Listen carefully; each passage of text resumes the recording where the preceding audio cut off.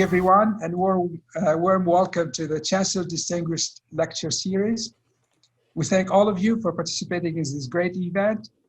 Please make sure before we start that you mute your microphones, and you can use the chat channel to submit your questions. At the end, we'll synthesize them into a series of questions. Hopefully, Dr. Lee will have a chance to answer them.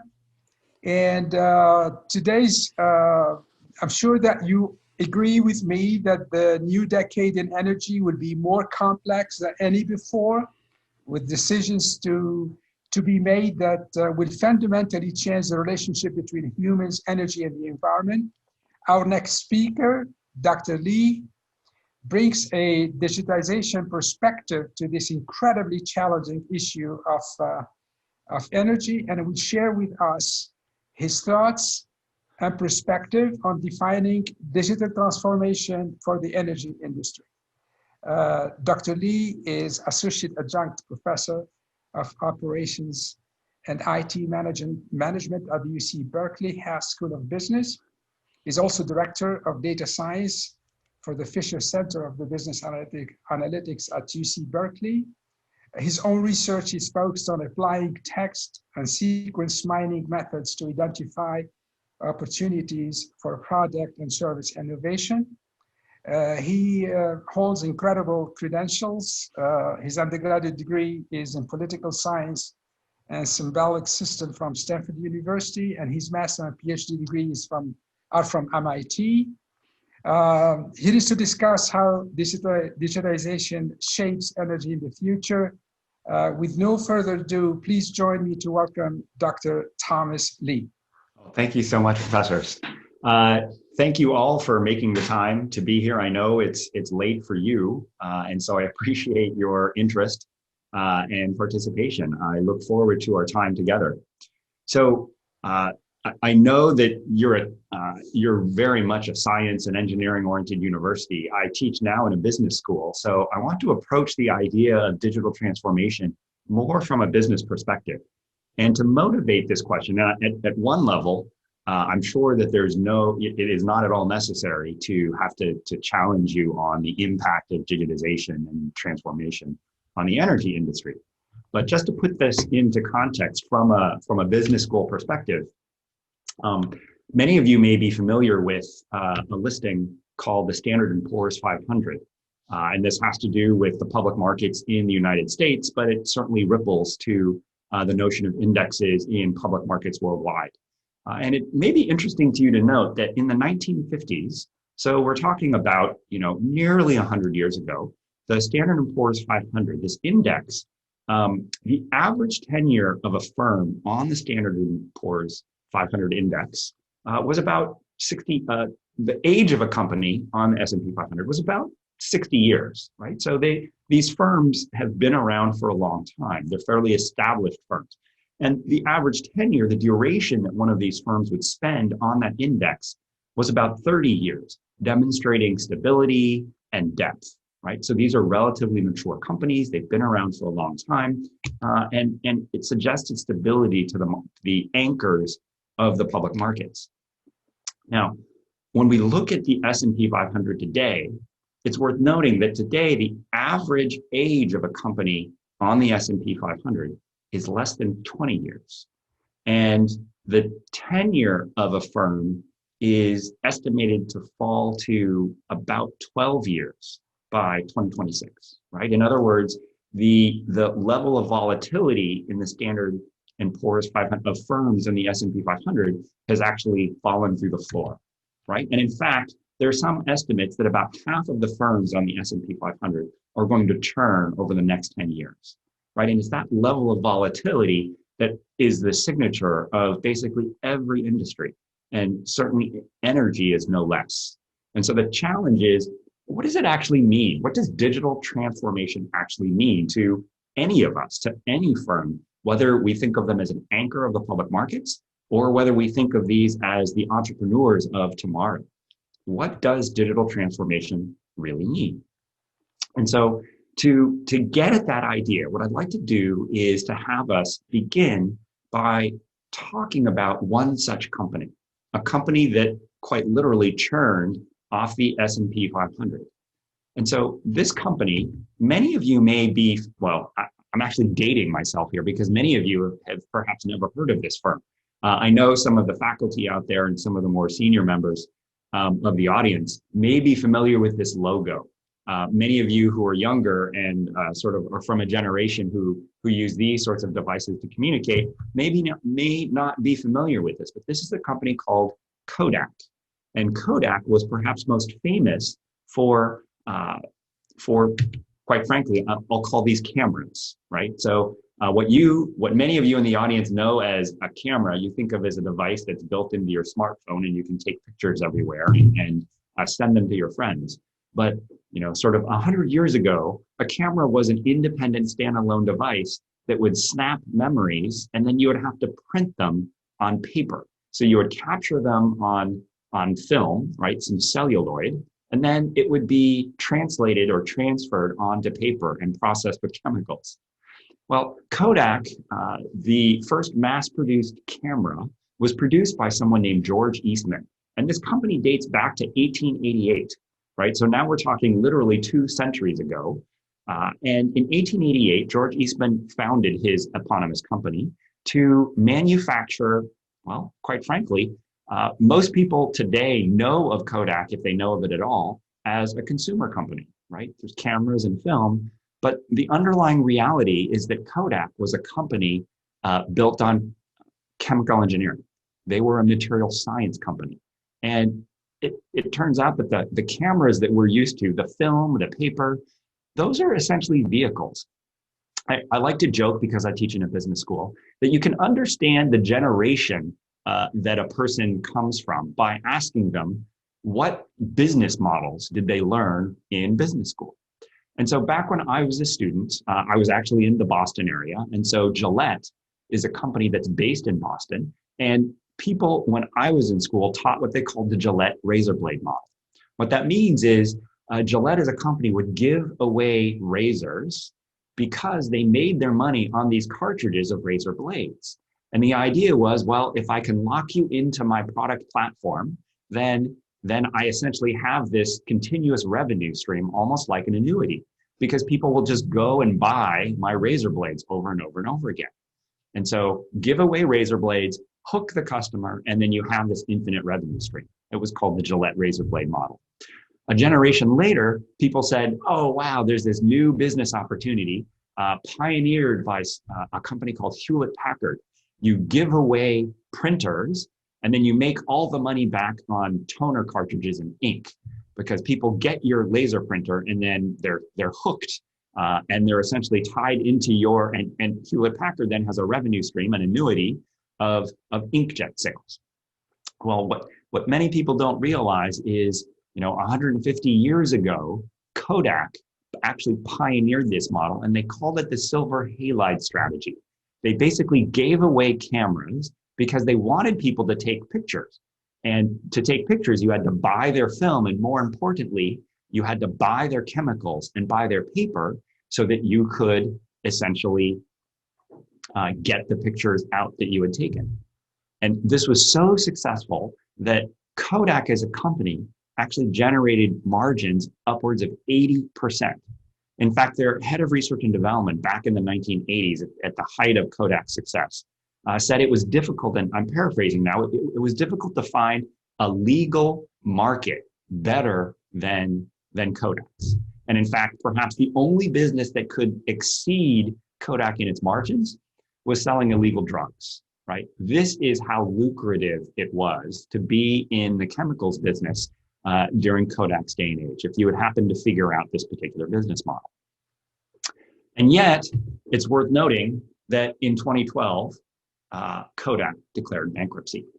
And the question for us, as we think about digital transformation, is what happened to Kodak? Now, as you think about that day and age, you think about 2012, the temptation for all of us, certainly the temptation for myself in thinking about Kodak and what happened to it, was to think that it must have been this, right? That the fall of Kodak almost certainly was tied to this idea of digital. The idea that people could now take photographs from their phone, the fact that people could now share photos over the internet, that in some sense had to be the source of Kodak's demise. And yet, what many people don't realize is that in some sense, the entire field of digital photography was invented by Kodak, right? The very first digital camera was actually invented at Kodak. The very first camera for which you could take a digital image and upload it directly to the internet was invented by Kodak. There was a photo sharing service called Ophoto, and this is back before Facebook and Instagram.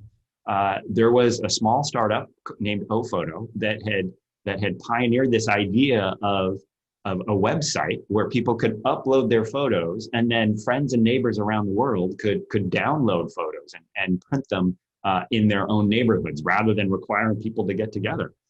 Kodak actually bought that company. At its height, as the internet was rising, but as Kodak was still sitting on top of this continuous annuity, they actually were investing billions of dollars in digital initiatives. And so when we think about, technology, it's worth understanding that Kodak was all over the technology of digital photography. In fact, many people don't realize, but into the 1990s, Kodak was actually, by unit sold, the largest manufacturer of digital cameras in the world, right? The reality is Kodak as a firm had committed to digital. And the big lesson for us is to understand that digital transformation is fundamentally not about technology, right? And so as we think from the energy industry, what if digital transformation is not technology, what exactly is it? Right? And so where I'd like to focus your attention is this understanding that transformation, digital or otherwise, transformation is fundamentally about experience, right?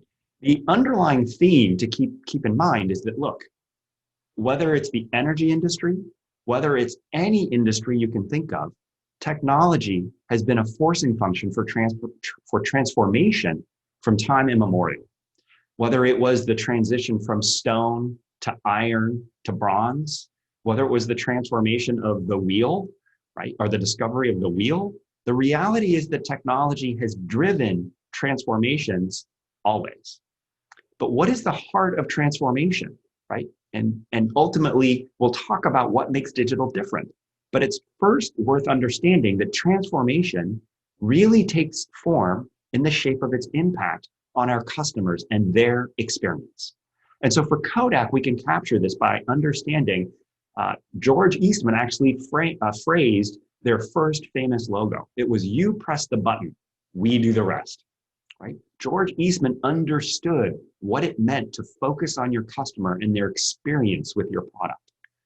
Into the future, Kodak identified a number of other themes that all surrounded the same notion of experience, right? They talk about a Kodak moment. They talk about the mission of the firm is to share moments, to share life, right? Essentially, it was all about capturing and sharing memories, and to make that easy to do. But this is what Kodak was about. To understand that for their customer, success was really about enabling their customers in as easy a way possible to capture moments. And so if we look at this Kodak ad from the 1930s, you see this idea, right? Oh, look, there's this moment that you want to capture. If you have a child and they do something funny or silly, and what does it mean to have your camera ready so you can capture that moment? But of course, into the 1940s, what did it mean to share those memories? Well, back in that day and age, it meant that the best that you could do was to actually take that memory, transfer it to paper, and then you would have to somehow co-locate that picture with the folks that you wanted to share it with. And there were really only two ways of doing that. You needed to be in the same room, right? So perhaps a family gathering where you had these physical prints that you could share with your friends, or you could put them into an envelope and mail them to family members. And that was the way that they could capture these things. But fast forward to today, and what does capturing and sharing memories really mean, right? And so who hasn't seen an image like this where everyone has their phone up and they're trying to sort of view the world through the lens of their phones and their digital cameras? And of course, sharing still requires people to be together in some sense, but even when we're together, we're on our phones and we're looking at these physical devices together. And the fascinating thing about this is this phenomenon is really global, wherever you are in the world. But this notion of sharing, instantaneous, on demand, wherever you are. And that's not to suggest that there isn't still a need for printing, right? Who among you does not have one or two physical photographs on the wall or on your desk, just to remind yourself, right? But to understand that the experience of what it means to capture memories and to share memories has fundamentally changed. What does this transition tell us? Because certainly in the energy industry, we're not about taking photographs. But what does this transition in experience tell us about the impact on experience from digital transformation?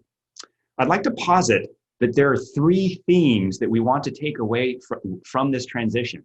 Three themes about changes in experience from digital that are not necessarily tied to photography per se, but that they expand to all industries and certainly to the energy industry. The first, as we think about capturing and sharing memories, to share moments and share life, the first theme is to understand that there's a transition in experience from products to services.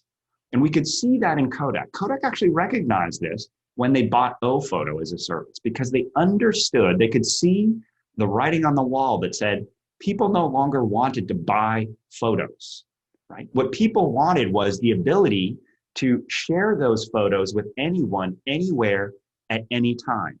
What we think of as what O-Photo captured, this notion of printing on demand. And so rather than selling a product, they were now trying to support a service. And this is a transition that we see in the energy industry penetrating today. So many of you are familiar with the concept of performance-based contracting. And in performance-based contracting, as illustrated by Caterpillar, who sells heavy machinery into the energy industry, right? So Caterpillar traditionally was thought of as a manufacturing firm. They sell these huge machines that move earth. And yet, if you think about Cat Connect, if you think about a number of digital services that are now being sold by Caterpillar, they're not actually selling you a machine. What they're selling you is earth moving capacity. Cat Connect is the introduction of sensors onto these machines. And so Caterpillar can monitor the machines that they distribute around the world in real time from a central location. And from that real-time monitoring, what they can begin to do is to predict, not wait for machines to fail, but predict when those machines are going to fail. So applying machine learning technologies, they can begin to pre-position parts in inventory. They can begin to pre-position labor so that when a machine fails or just before, they can move the maintenance into position and repair the machine, in some cases before you even knew that it needed to be repaired. And as a consequence, the downtime experienced falls from days to hours, right? And so rather than a 24-hour downtime, now you're talking about, an hour and a half. And it's worth recognizing that time is money. And we're talking savings on the order of hundreds of thousands of dollars because we're talking about large equipment, right? And so the ripple effects of downtime, of unanticipated downtime, is mitigated, right? Product to service.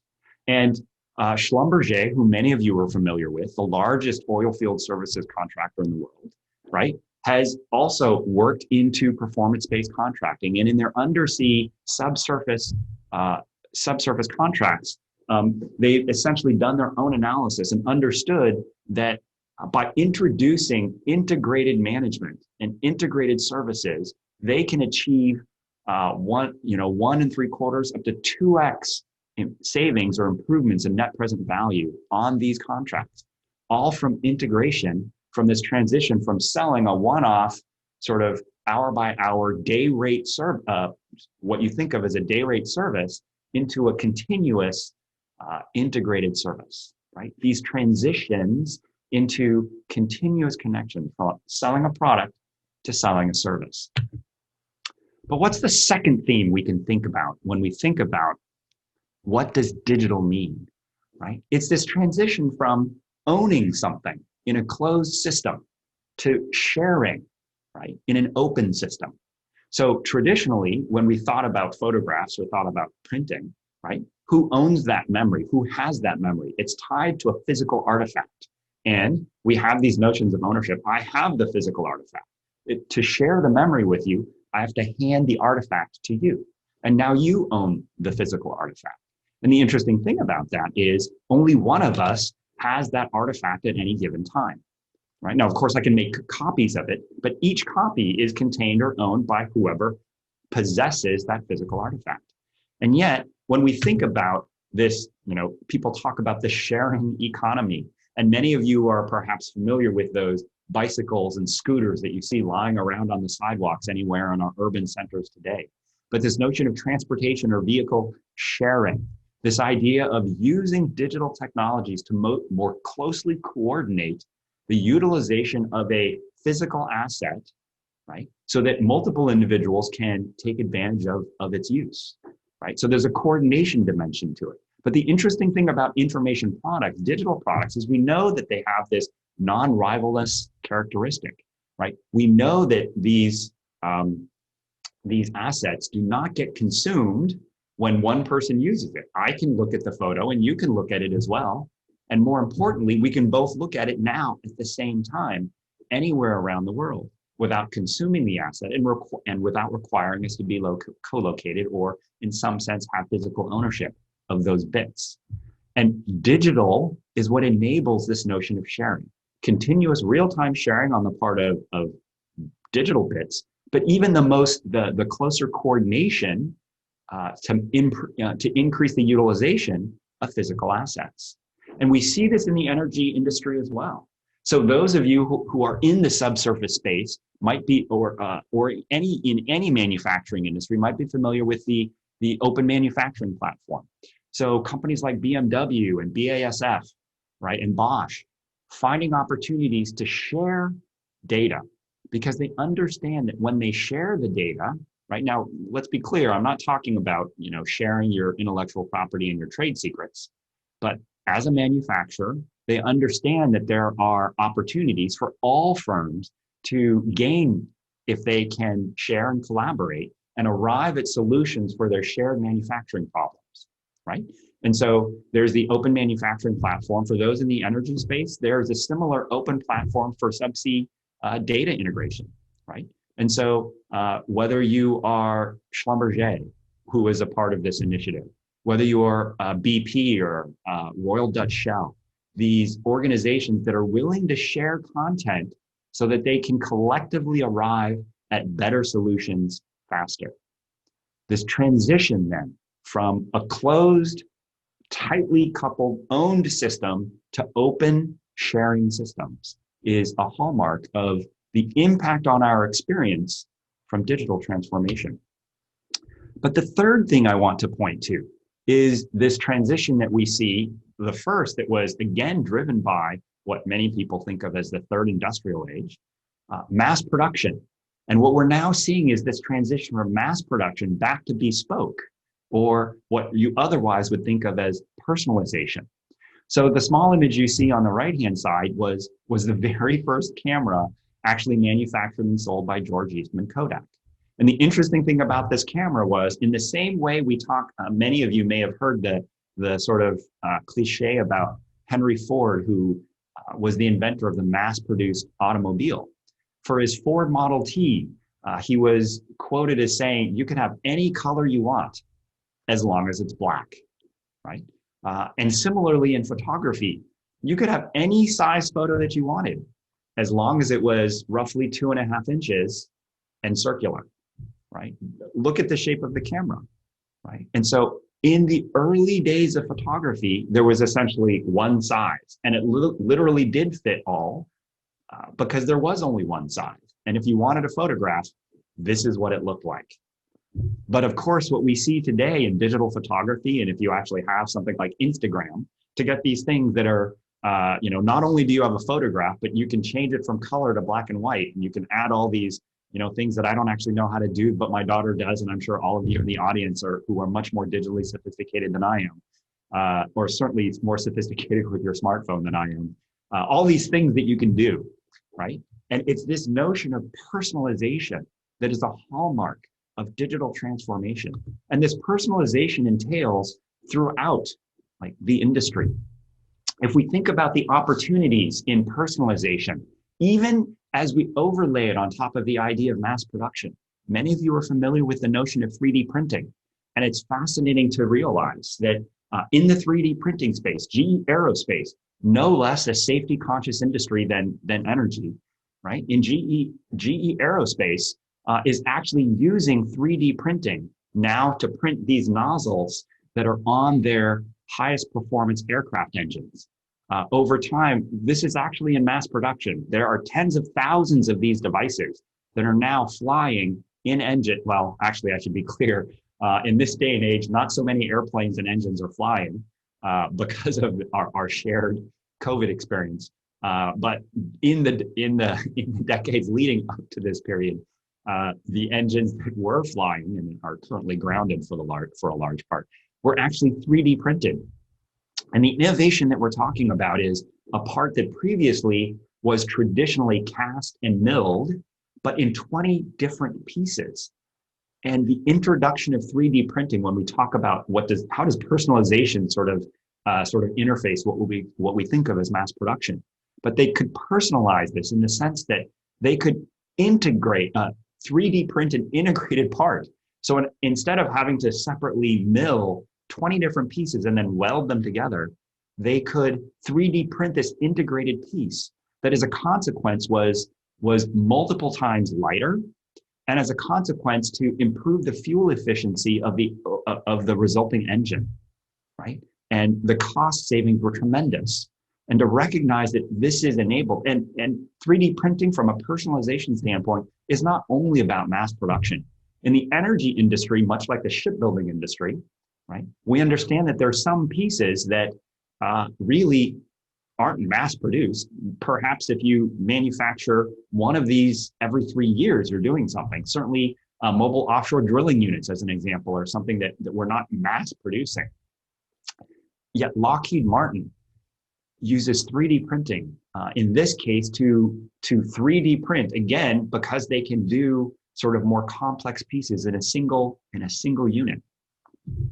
So to print the parts of the fuel cell for a satellite, hardly what you would think of as mass produced, but they're using E-beam, electron beam additive manufacturing technology to 3D print sort of the fuel cells. And in so doing, changing something that typically would take years to manufacture using traditional subtractive manufacturing, right? You have to create a mold, you have to pour it, and then you have to shape it, right? And so the subtractive manufacturing has been replaced with additive manufacturing. And the reality is the tremendous savings in time. And I love this E-beam technology, in part because when I was a graduate student, again, this is decades ago, one of my roommates was actually inventing this E-beam technology at MIT. And to see this now in production, he's actually working at Pratt & Whitney in Connecticut on engines, but again, using this E-beam technology. And to see that we can actually use this in industry, right? And that there are deep applications for this. So what is the first big lesson I hope that to share with you this evening, excuse me. It's this morning where I am, but it's evening where you are. So the first big lesson I hope that you would take away is that transformation is really about experience. And so what makes digital transformation different? Digital transformation is about a transition in experience that has three pillars as its signature, right? First is this transition from products to services. Second, is this transition from closed systems that are focused around ownership to open systems that emphasize sharing? And third, is this transition from mass production to some notion of bespoke or personalized devices? And digitalization may enhance your ability to mass produce, but what we think of as mass customization, right? Mass personalization. So my ability to tailor to your specific needs, but to do so with the economics of mass production, right? And so that's that first big idea. Digital transformation is no different from any other transformation, and it's really about experience. But what makes digital transformation possible? What makes these shifts in experience possible?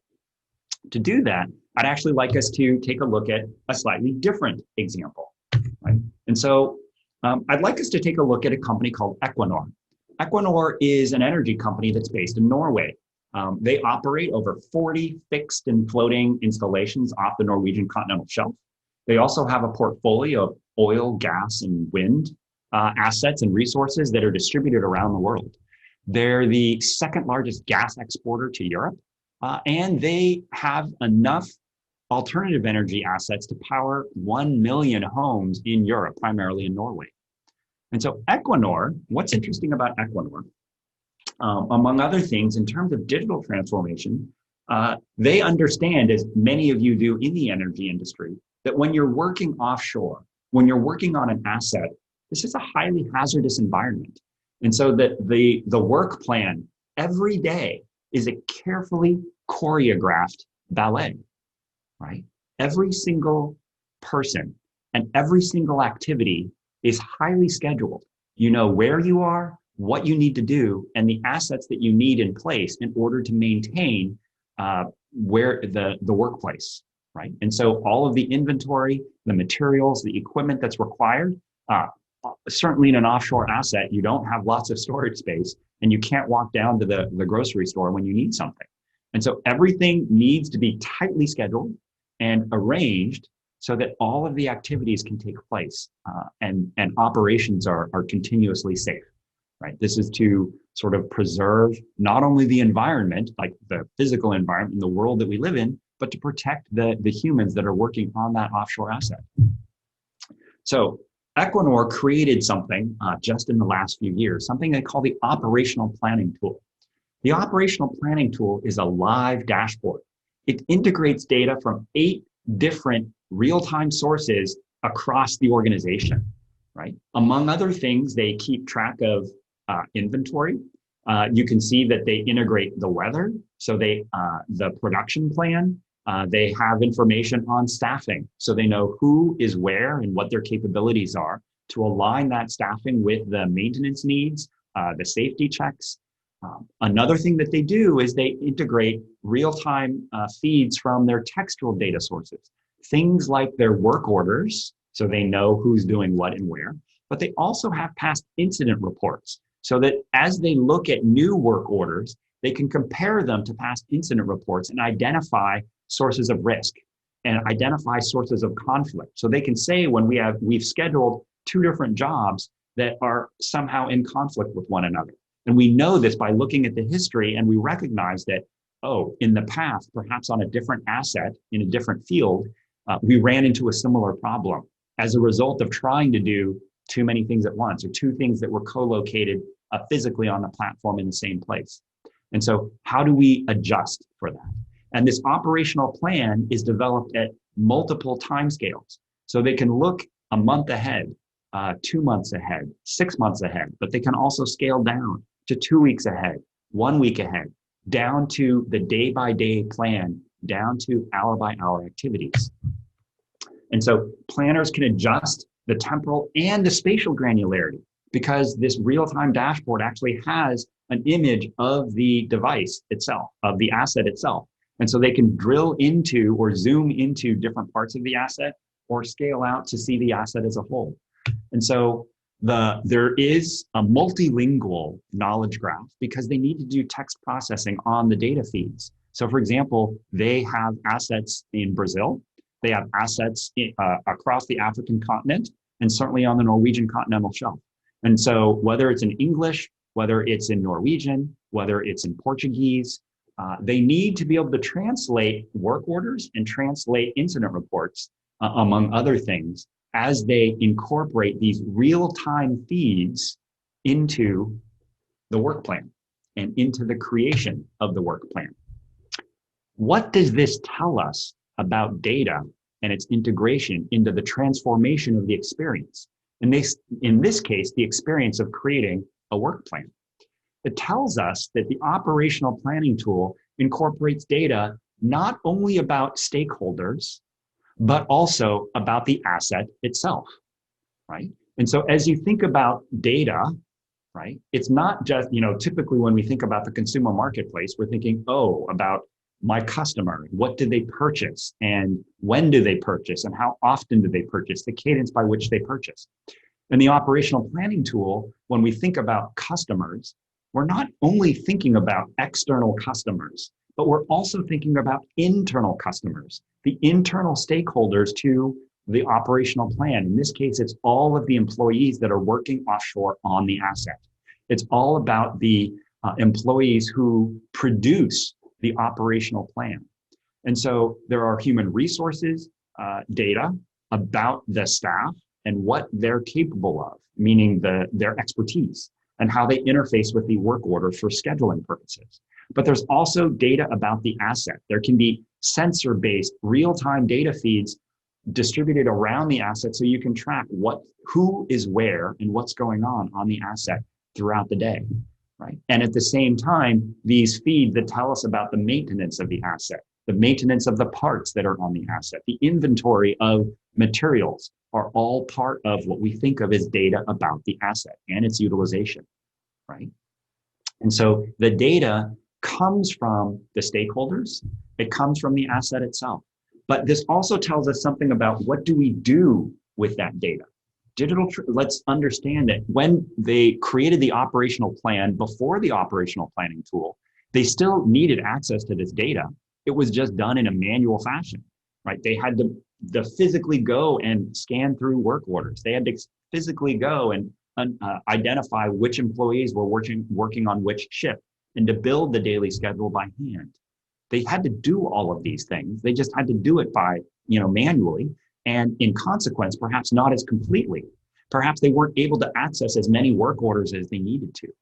And so the activities that we interact with in data, we have to acquire that data in a manual fashion, perhaps incompletely, right? And the cadence by which we acquire this data, if we have sensors, we can do it now on a real-time basis rather than sending someone out to walk and physically inspect parts of the asset. Acquisition of data is part of what we think of as changing the experience. I no longer have to risk life and limb walking out to the edge of my offshore asset because I have a camera there and temperature sensors that can feed it to me in real time. The integration of the data, which is what the OPT is, it's a real-time dashboard that pulls these feeds. So I could do that as a single planner. Traditionally, the job of that planner was to meet with the experts and to pull in all of these different feeds and to incorporate them into the plan. Now, the planning tool does this as a live dashboard. It does the integration automatically, right? Then there's the analysis, whether it's the natural language processing to read and identify which work orders are relevant, right? That's the text kind of text processing, or to be able to predict where there were conflicts between work orders. So the analysis of the data as it comes in. And finally, how do you operationalize it? Do we have robots that act in real time using real-time control systems based upon now on the offshore asset? They don't do that right now. But certainly in the age of COVID, we do see that there's a fair amount of remote operation on these offshore assets. And so there are some pieces where we've now, rather than using a real-time dashboard like the OPT for decision support to humans, there really are some instances now of automation. Right? So where the analysis that takes place from the integrated data that is gathered automatically now feeds directly into a feedback loop. And so the control systems are now using, operators are now using remote operation, and in some cases, automated remote operation, robotic automation to manage these offshore assets, right? But recognizing this, right, having put all these pieces together, what does this tell us about what digital transformation actually is? We know that digital transformation impacts experience in three principal ways. We know that digital transformation is enabled, centered around data and all of the technologies to support it, technologies to gather, to gather or acquire, to integrate it, to analyze it, to operationalize it. But what does that mean for us in sort of a nutshell of what is digital transformation? I'd like to use one final example to try and get at this idea. Many of you may be familiar, and I'm talking about Airbus, but not Airbus as an airplane manufacturer. I'm talking about Airbus as an organization, much like your university. And I'd like to pose a question to you. You don't need to answer it, but just think for a second. How long does it take if you travel overseas on university business? How long does it take to get reimbursed? Right? Is it a day? Is it an hour? Is it a day? Does it take a little longer than a day?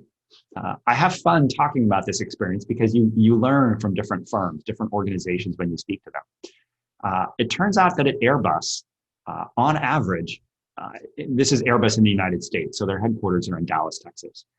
It takes about 2 weeks, or I should say did, right? So historically, more than a year ago, it would take about 2 weeks for an employee of Airbus USA to get reimbursed if they went on travel assignment. And what is the process by which a reimbursement would be paid back to the employee? It's a stylized diagram, but whether you think of this as a customer journey, or I happen to be an engineer, right? And so think of this as a process model. You have an employee who fills out a reimbursement form. I'm sure you're familiar with these things. Where did I stay? How much did I spend? Which days? What transportation channel did I use? Here are all my receipts. And so I submit this packet to my travel office. And then the travel office essentially has to process this. And they have, in Airbus in Dallas, Texas, actually has 4 employees, and this is their entire job, to process travel reimbursements. And so what they do is they read through the travel reimbursement line by line. And for each line, they have to check, is this approved, right? Does it match with the receipts? Does it match what our travel policy is? Will we reimburse? Yes or no, right? And this entire process, once they get through the entire reimbursement request, they may say, yes, this is approved, and they'll issue the check. Or they may go back to the employee and say, I'm not sure about this. So in Dallas, Texas, they process about 25,000 of these requests in any given year. It takes about an hour, about 60 minutes to go through one reimbursement request. It takes even longer if you travel to a foreign country whose language is not English, because then they have to, look at a Japanese receipt and, kind of scratch their head and go, I can't even tell, is this a hotel? What exactly did they order here? And is this within our budget? And let's be honest, sometimes they just sort of say, look, this is the dean of the university. He travels overseas often. We're just going to trust him, right? Or this is a trip that the dean has made many times, and we assume that this is the same as every other time, and so we'll let it go. So sometimes they make exceptions. They don't look too carefully, and so mistakes do happen. But the reality is this process takes, because of the backlog, this ultimately takes about 2 weeks to get a reimbursement request. What does digital transformation look like here?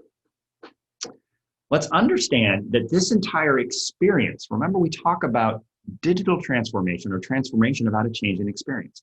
The experience is what we think of as this process or this customer journey. It entails who are all the stakeholders that are involved in this experience? It involves what? What kind of data, right? What is done with the data? Is it data that's being acquired or created, right? The travel reimbursement request is created by the stakeholder, and then it's collected by those folks in the travel office, right? Data that's created. It may be integrated if there are multiple sources, but in the case of a travel reimbursement, there's no integration. So this data gets collected and then it gets analyzed. In the case of the reimbursement request, in the original experience, the data was analyzed by hand. We read line by line, right? And then how is this data operationalized? The decision is made based upon the analysis of the data that was generated by the employee and then transferred to the travel office, right? And there's a sequence order to this. This sequence order actually defines the customer journey, right? What do I do? What does the travel office do? And then ultimately, what do I get in return? So this exchange of data is what defines this experience. And yet, when I think about the opportunity to digitally transform this experience, in the case of Airbus, they partnered with a startup company in San Jose, which is just a few miles south of where I sit this evening for you. So AppZen, they're based down in San Jose. And what they did was introduce an artificial intelligence. And what this AI does is actually automatically screen the reimbursement requests as they come in. Now, let's be really clear. This is not a perfect machine, right? What this machine does is try to capture the easy cases. It turns out about half of the lines across all of the reimbursement, those 25,000 reimbursement requests that come in, about half of those individual line items are really easy, right? The sort of, yes, absolutely, this is clear. And so what AppZen does is pre-screen the reimbursement requests, and roughly half of them, they can immediately act upon and approve. So data gets acquired, but now the analysis has a first step, which is conducted by a new stakeholder in the process. In this case, an automated agent who performs an initial screen and then operationalizes or makes a decision. 50% of the approval request lines are immediately approved and they're sent on. The human only looks at the 50% that were too complicated for the agent to process, right? And so now we've essentially taken human labor and we haven't replaced it.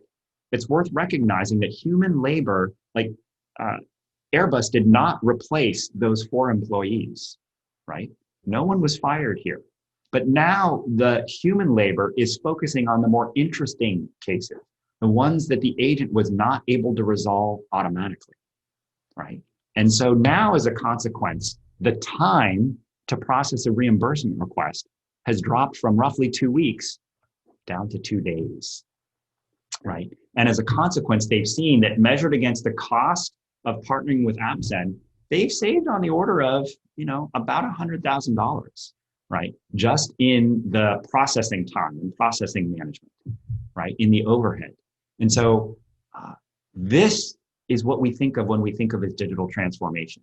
We talk about a change in experience, but to be precise, that change in experience is about understanding who does what with data and when in the experience flow that they do it.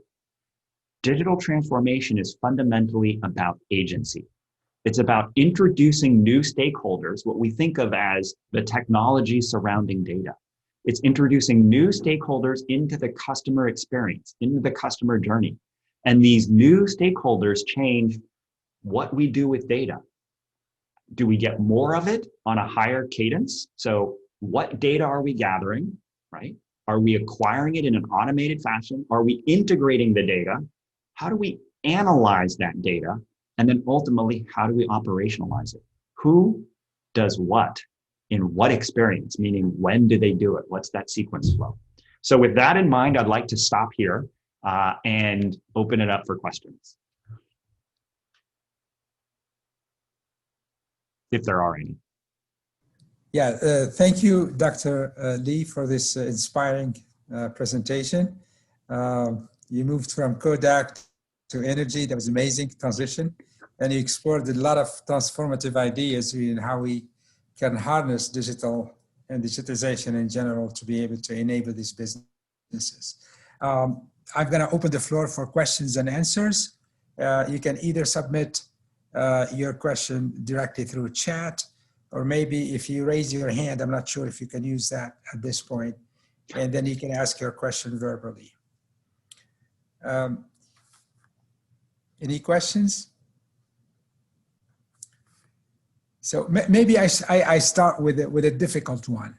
Maybe I can, you focused in your talk on the tools essentially, and the latest technologies to including AI and data and all that stuff to improve the speed, scale, the level of autonomy, the customization capabilities, what we call the bespoke in your talk, and the operation processes.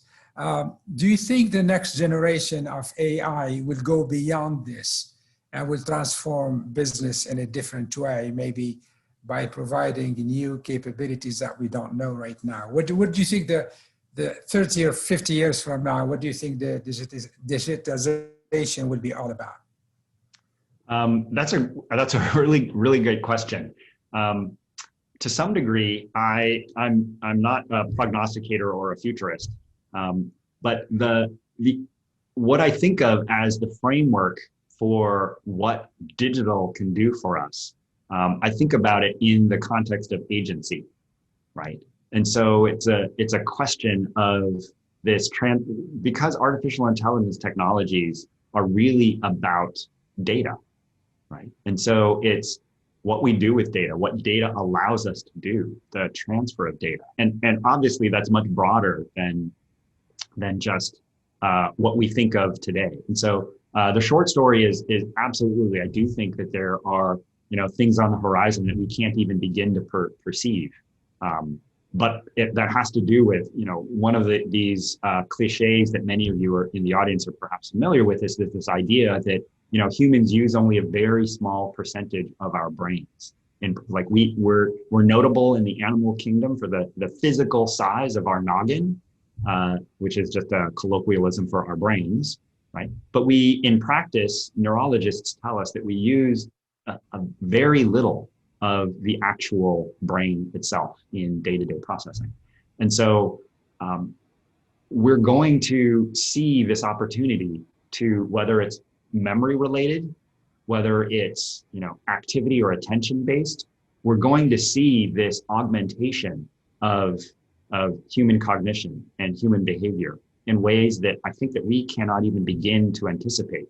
Certainly you've seen science fiction movies that begin to speculate on what this might look like. And the reality is that that's sort of out, I'm not enough of a creative genius to be able to identify that. But I do think that this augmentation of our ability to utilize these characteristics of what our brain enables, but in ways that biologically we don't seem to be able to access today. That's where I think things are going, which I think is super exciting. But I have no idea what that would look like. I think the decision-making processes would be completely different from those that exist right now. I believe now our AI is a bit speculative, but it's not really perceptive in many ways. So there's a lot of room to be able to develop this new tools, probably would mimic or maybe kind of line up with the brain to some extent and be able to reason in a much faster and hopefully good ways. So there are all sorts of issues that emerge there. But thank you. That's right. I have a couple of questions. I'm sorry. Go ahead. Oh no! I was just going to say one of the pieces that we see now, which is not a blue ocean leap, but a marginal one, which is all the decision biases that we know about today, right? Mm-hmm. Because to your point, the perceptions that we have today are extremely limited. That's what I mean by we use such a small portion of our brain. Right, that humans we know are subject to all of these behavioral biases. The Nobel Prize was awarded for this just a few years ago in economics, right? Because of these decision biases. Well, as we expand our ability to process on its face, we would think that this could only magnify our biases. But our sensitivity to that today means that this is an active field of computer science. How do we remove bias from these automated processes we're developing? I'm not suggesting we can do it today, but at least we're sensitive to it. And so to your point, as we develop new capabilities, are we actually able to enhance our capabilities by perhaps dampening the biases to which we're vulnerable today? And that's a nearer term thing, not in the distant future. That's something we can at least put our finger on today. Absolutely. A couple of questions kind of interrelated in a way. The first one has to deal with how companies develop business models for digital transformation. And another one that is kind of directly related to it is how digital transformation applies to the core university functions, such as students, admission, and so on and so forth. How digitization can help in these domains? That's a great question. I think of those in two different ways. So the business model question is really a question of how do we make money, right? And so the impact from digital is no different from any other technological transformation, right? It lies at the heart of two questions. How do you create value? So to the degree that digital provides value, where does that value lie, right? And then how do you capture it, right? And so the mechanisms by which we enable, right, are essentially tied to those three pillars that I talked about when I talked about how does experience change, right? From product to service, from closed to open, from mass to bespoke. Those transitions are the ways in which value gets captured through digital, right? So think about your business and where do you have this opportunity to build a continuous connected relationship with your customer, right? And that's where you can provide additional value. And it's that transition and capturing that value is the heart of a new business model from product to sharing and performance-based contracting. Performance-based contracting is just one contractual vehicle for capturing the value that gets created by digital, which is that continuous relationship, right? Or personalization, the idea that I can now craft a product or service that's unique to you. By service, I mean, oh, you want your house cleaned. How do I schedule things so that your house is cleaned on the day and at the time that you prefer, rather than on the day and the time at which, and how do I send a robot to do this instead of a human agent? How do I provide additional assurances? Your house has a different architecture than someone else's, right? All of these different pieces that you think of that you can personalize in a service or in a product to produce bespoke clothing, right? In the fast fashion industry, you have Zara's, you have H&M, these firms that essentially are trying to provide high fashion, but in a fast follower format, right? And that's still mass produced. It doesn't sort of fit me perfectly. How can I do the custom Nike athletic shoe that's shaped just to your foot with just the embellishments that you want? But to do that in a mass-produced way, that's what we mean when we talk about personalization, but in a mass-produced or mass customization fashion, right? That's the value that gets delivered. Now, whether I do it, sort of in a mail order format, like that, again, so the ultimate value is created by the data. And that's that business model question. How does that impact education? And I think we're seeing that play out in the experiments today, right? I was just saying to your dean earlier this morning, or earlier this afternoon for you. I haven't been back on my campus, but 2 times in the last 6 months, right? So we're now delivering education in a completely different format that's both enabled and limited by digital. And so the question is how do we do a better job? And this is, there literally are thousands of experiments on our campus alone, certainly on your campus, I'm sure, right? Are we delivering lectures that are pre-recorded? Are we, on what cadence do we record the lectures? When we do live conversations like this, what's the format of them? And so how do we tailor how do we design new ways of assessing student sort of understanding? How do we help students to practice and to learn when we're physically not with them in the same space? And let's be honest, we're going to get some real tests. Maybe we don't provide as much value as we thought we did. And we'll have to face that reality and understand and rethink how we create value for our students. Can we personalize our education in some mass-produced, pre-recorded way? And how do we simulate these experiences? But that's very much, it's a great question because you're in the middle of that experiment just as I am. And we're learning. But I think it's very much a great question. It's a testament to what we're doing today, the exact lecture that we have today. Thank you. There is a couple of other questions that are related somehow to us moving from digital devices to assist us, as us and the digital devices basically connected with each other. I mean, a lot of people say the Internet of Beings, it's going to be the next transformative things, from the Internet of Things to the Internet of Beings. But that brings the human aspect of this. And the question is, how do humans deal with the digital transformation? Because most of the time, the issue won't be the technology itself, but everything else. You mentioned about biases and all that stuff. And the other question is the data security and the privacy aspect with it. Are these really inhibitors? Are these things we can deal with, or do we have to transform the way we look at privacy and security in the future in order for us to enable this technology to help us in the best way we can? So I think of those as two. There certainly are relations to. I want to start with where you just finished, because I absolutely think the questioner is correct, right? That it's going to be a combination of those two things, but fundamentally our understanding of security and privacy needs to change, right? There is forgive me for putting it this way, but there is a Western bias that obviously privacy is paramount, and obviously security has these implications. But I think COVID is a great testament for us to recognize both the merits and the reality that these notions are closely tied to our culture.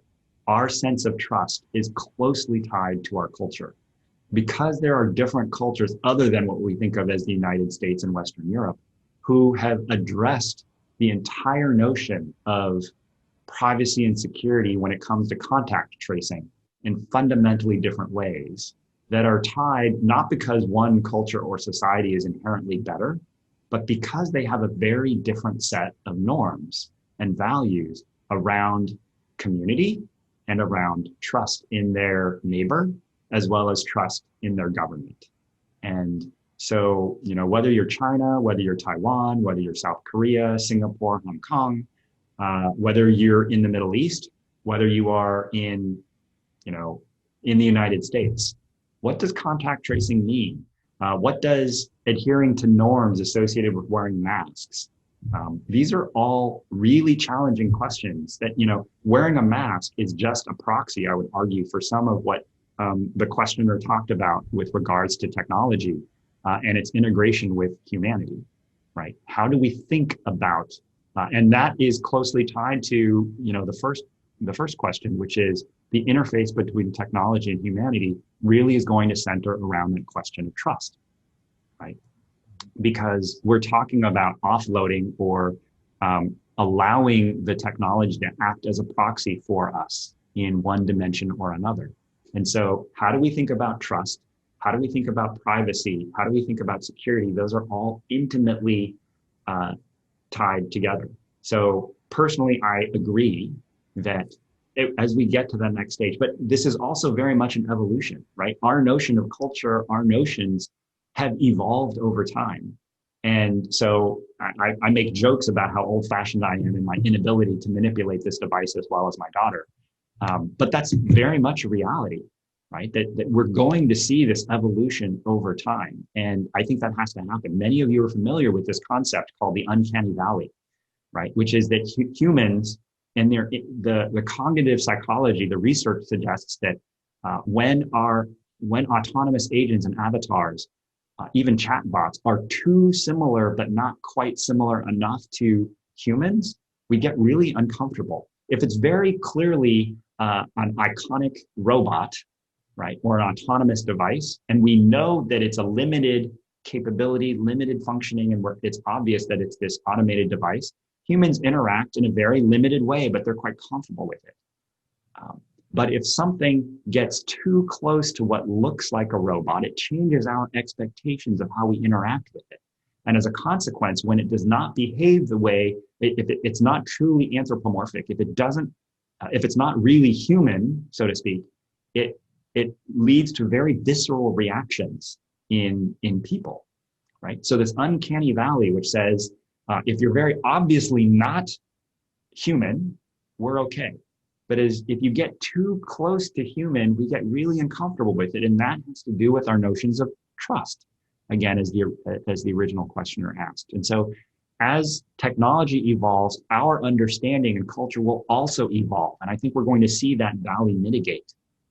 As exactly as the questioners have asked, as technology becomes closer to humans, more closely or tightly coupled and more integrated with human action and human behavior, our understanding of privacy and culture is going to have to change, as well as our perception of what is automated and how we interact with it is going to change. We'll see those two intersections.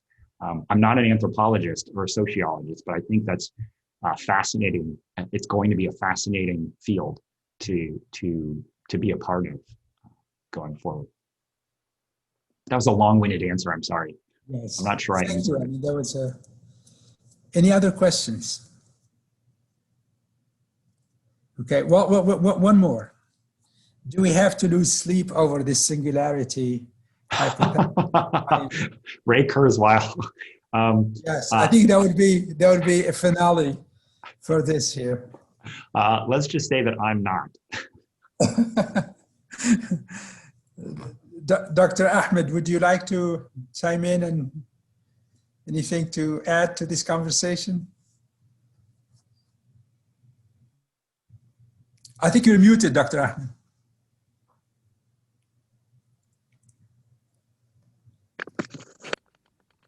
Yes, do you hear me? Yes. Yes. Yes. Thank you very much, Professor Tayyib, for moderating this insightful presentation and talk by Professor Thomas.